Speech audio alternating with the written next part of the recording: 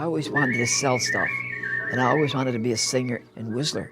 When I was locked in the closet, I promised God if I ever got out, I would help seniors and kids.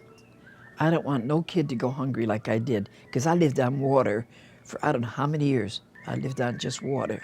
But then one morning, when they were turning the radio on, I was in there about a year, but they turned it on a different station, and it was Carson Robinson, his name was. I don't know what he looks like to this day. But he says, I'm a whistler, and I would like to teach anybody how to whistle. I got to get pretty good at whistling. And so I kept whistling, and nobody heard me. They put the thing so loud that they couldn't hear me next door if they wanted to.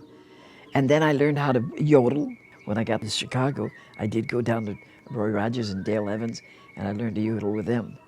I stayed at Hawaii, and then I met Judy Garland and them. I stayed with another girl there, and I got into nightclub work. It's amazing just to watch the people's faces. It really is. When I was in Chicago, if you whistled there, some of the people try to disturb you, but there's a way to it.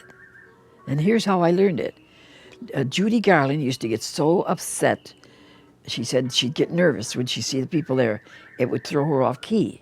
Look at the people first before you go out, back the curtain, and then go out there and say, I'm going to do it. I've never made a mistake on my whistling doing it that way. But I walk in that center, the first thing they say, you're smiling, Cam. I always come just to see your smile. That makes me feel good. It makes me so happy to think that I'm doing something to help somebody, especially children. When I go up to the schools, they sit right around. They take their lunch. I says, come on down here, kids.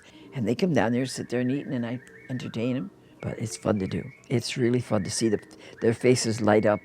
And the kids seem wanted. And I thought, if I can go to a school and help anybody, I'm going to do it. You go into these places. I can't explain in English the way I feel. They feel like they're loved when somebody goes in there, and it does something to my heart. And if anybody asks me to do something and I don't like to do it, I do it anyways. I'm pleasing them. And I'll do it until I die.